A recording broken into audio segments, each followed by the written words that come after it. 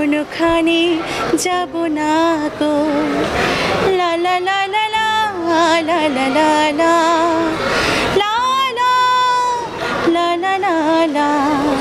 আমি আমার হাতে মেহেদির মধ্যে কিন্তু সোনার চর লিখেছি, ওনাকে ভালোবেসে, ওনার মুভিকে ভালোবেসে। জায়েদ খান সব থেকে বড় কথা হচ্ছে উনি অনেক সুদর্শন একজন হিরো। ওনার হাইট, ওনার ফিগার ফিটনেস, ওনার গায়ের রং। জায়েদ খানকে উদ্দেশ্য করে বলতে চাই আপনাকে অনেক ভালোবাসি, আপনার অভিনয়কেও অনেক ভালোবাসি। আমার ফেভারিট হিরো। মুভিটা দেখতেই আমি এসেছি, আশা করছি অনেক মজার হবে, অনেক সুন্দর হবে।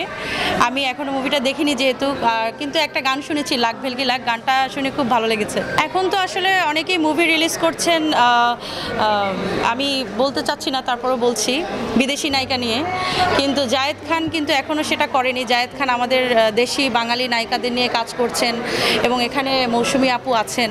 তো সব কিছু মিলিয়ে কিন্তু এই মুভিটা একটা ধামাকা মুভি হতে যাচ্ছে আশা করছি। আর দ্বিতীয় কথা হচ্ছে গ্রাম্য পরিবেশ, গ্রাম্য একটা চরিত্র উনি অভিনয় করছেন। ওনাকে তো আমরা সবসময় খুব হ্যান্ডসাম লুকে দেখি, কিন্তু এখানে কিন্তু উনি লুঙ্গি পরে, গেঞ্জি পরে, কাদার মধ্যে যেই গ্রাম্য যে চরিত্রটা, এটা কিন্তু বাংলাদেশের মানুষ পছন্দ করবে। আমাকে জায়েদ খান ইনভাইট করেছেন, আর নিজের ইচ্ছা সব থেকে বেশি। জি, খুবই আনন্দ লাগছে। ঈদ উল ফিতরের মতো একটা সময় ওনার সোনার চর মুভিটা রিলিজ পাচ্ছে।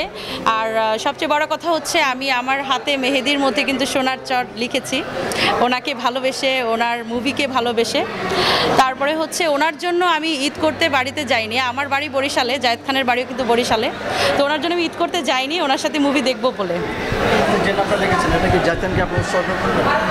অবশ্যই জায়েদ খানকে উৎসর্গ করে এটা আমি আমার ফেসবুকেও আপলোড করেছি ছবিটা তুলে, কারণ আমি জায়েদ খানের ভক্ত।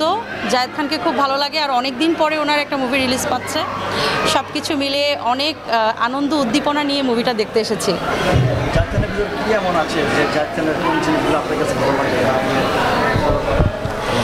জায়েদ খান সব থেকে বড় কথা হচ্ছে উনি অনেক সুদর্শন একজন হিরো। ওনার হাইট, ওনার ফিগার ফিটনেস, ওনার গায়ের রং, ইভেন হচ্ছে ওনার মন মানসিকতা, মানুষের সাথে এত সরলভাবে সে কথা বলে, মিশে, এটা কিন্তু সব হিরোর মধ্যে নেই। ম্যাক্সিমাম হিরো দেখবেন তাদের অনেক অ্যাটিটিউড, সবার সাথে অনেক অহংকার করে, বাট জায়েদ খান কিন্তু বিন্দুমাত্র অহংকারী কোনো হিরো না।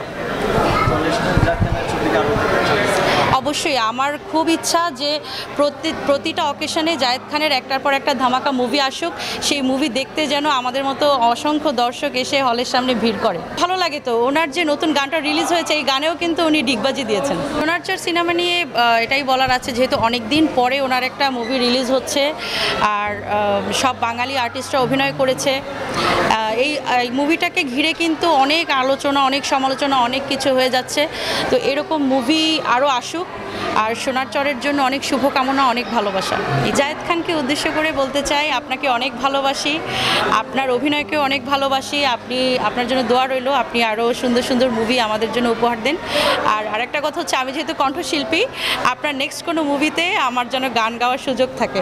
একদিকে পৃথিবী, একদিকে তুমি যদি থাকো, আমি তোমারই বুকে রব, আর কোনখানে যাব না গো লা লা লা লা লা লা লা লা লা লা লা লা লা লা।